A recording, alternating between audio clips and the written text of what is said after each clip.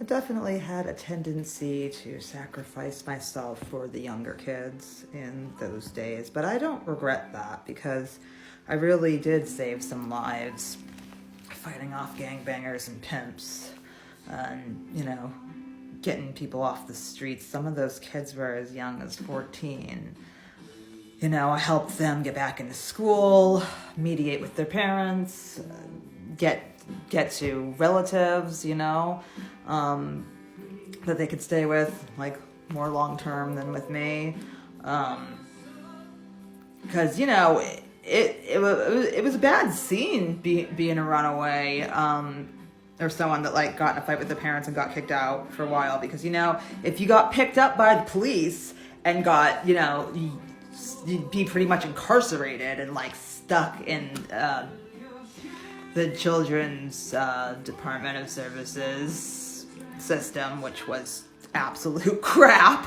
Was just as abusive as the situations that they were coming from. And if you didn't get picked up by DYS, then you get jumped into a gang or trafficked by a pimp. I literally stopped these things from happening, like, in the moment. And I'm proud to say that all my street kids are still alive. That's great, Lexa. Good for you. Let's talk about relationships. Do we have to? Yes, it's part of your healing.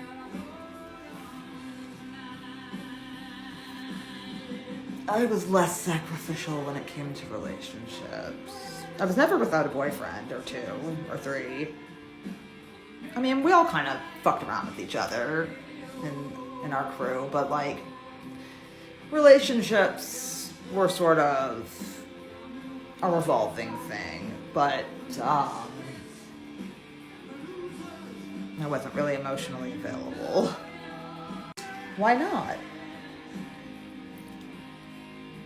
Well, I was still in love with Rabies. That's why Squid and I were so compatible, because he was still in love with his dead baby's mama, and I was in love with a dying man.